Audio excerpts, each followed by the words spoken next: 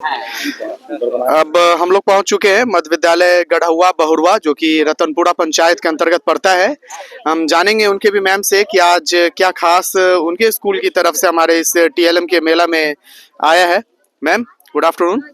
पूरे क्या खास है आज आपके स्कूल की तरफ से इस टीएलएम के मेला में? सर, हमारे विद्यालय की तरफ से उपसर्ग को लेके एक प्रोजेक्ट बनाया गया है। इसके अलावा ग्लोबल वार्मिंग और प्री पोजीशन को लेके भी बनाया गया है। अदरवाइज छोटे बच्चों के लिए गिनती, रंगों की पहचान के लिए भी बनाया गया है, जिसमें ग्लोबल वार्मिंग हम लोग के लिए बहुत ज़्यादा इम्पोर्टेंट है। और इसमें दिखाया गया है कि मान लीजिए ग्लोबल वार्मिंग होता कैसे है, तो टेम्परेचर के बढ़ने से ग्लोबल वार्मिंग होता है। तो इस प्रोजेक्ट के थ्रू हाफ में दिखाया गया है कि टेम्परेचर के बढ़ने का रीजन क्या है।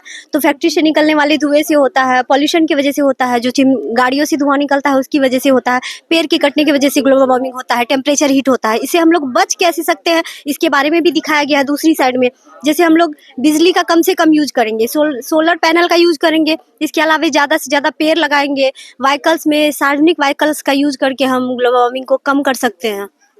धन्यवाद। Thank you ma'am. धन्यवाद। आगे बढ़ चुके हम लोग UHSS Bishanpur Chaudhary. Good afternoon sir. आज आपके स्कूल की तरफ से हमारे टीएलएम के मेला में क्या खास आया सर? आप कोई एक डिमॉन्स्ट्रेशन छोटा सा दे। Good afternoon sir. आज मैं मनीष सर UHS बिशनपुर चौधरी से इस मेला में टीएलएम के माध्यम से बच्चों को एक रोचक तरीका से और इंजॉयफुल लर्निंग कराने की कोशिश किया हूँ, जिसमें कॉन्स्टिट्यूशन के बारे में हिंदी, इंग्लिश सभी टीएलएम बना के मैं लाया हूँ।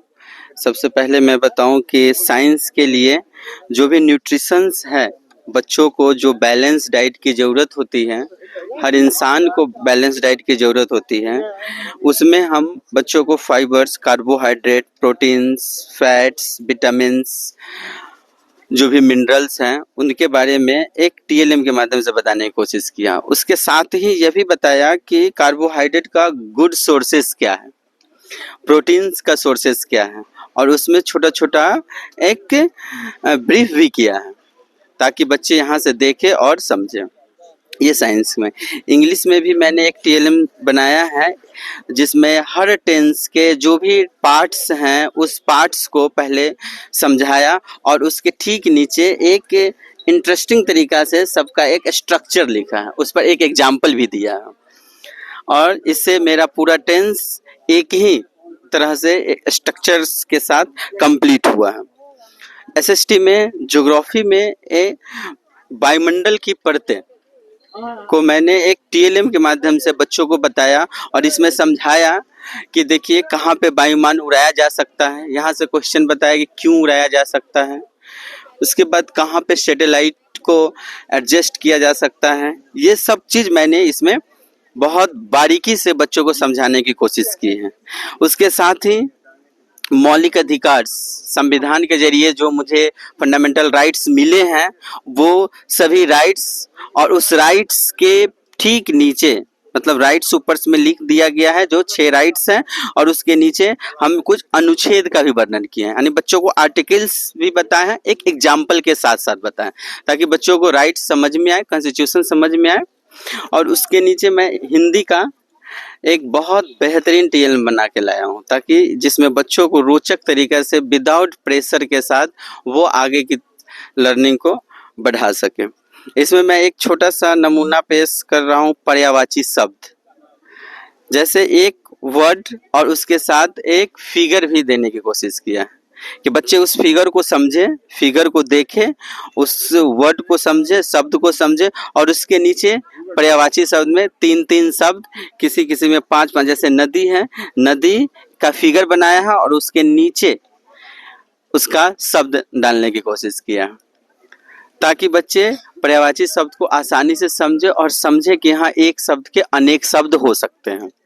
इससे बच्चों को बहुत गहन और रोचक तरीका से उनका जिज्ञासा को बढ़ाने पर पूरा कोशिश किया है। उसी तरह एक और हिंदी व्याकरण के लिए सारे चैप्टर्स का एक ही टीएलएम में समराइज करके और उसका एक डिटेल्स पीछे किया हूँ, जो एक पौधे के माध्यम से उसमें पत्तों की तरह एक विराम चिन्ह का डिटेल्स करके बच्चों को समझाया है, ताकि वो विराम चिन्ह का प्रयोग कहाँ करे, कैसे करे और कहाँ करना चाहिए, इस पे पूरा डिटेल्स करके मैंने इसमें डाला हूँ।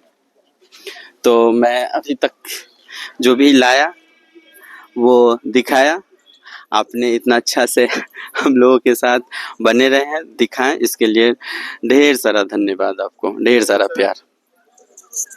आगे बढ़ते हम लोग। मध्य विद्यालय जागीर एराजी से मैम हमारे साथ हैं। गुड आफ्टरनून मैम, आप बताएं किसी एक टीएलएम के बारे में, जो आपके टीएलएम में जो सबसे खास टीएलएम आपको लग रहा है कि आज आप इस टीएलएम के मेला में लेकर आए हैं, आप उनके बारे में बताएं हमें। जी, मैं नीतू कुमारी, मध्य विद्यालय जागीर एराजी से। जी, मैं एसएसटी की वहाँ टीचर हूँ, तो एसएसटी सब्जेक्ट से मैं अपनी टीएलएम बनाई हूँ। तो उसमें है भारत के राज्य एवं राजधानी और साथ में केंद्र शासित प्रदेश की राजधानियाँ, ठीक है। एक क्विज कंपटीशन के थ्रू मैं अपने बच्चों को बताऊंगी कि मैं यहाँ दिखाऊंगी एक एक करके कि ठीक है, आप हिमाचल प्रदेश की जो कैपिटल है बताइए, ठीक है। फिर उसके बाद क्विज के द्वारा सभी बच्चों को बारी बारी से बुलाकर मैं ऐसे ही पूछूंगी और जस्ट उसके साइन, जस्ट उसका आंसर नीचे है, ठीक है। और एक और है,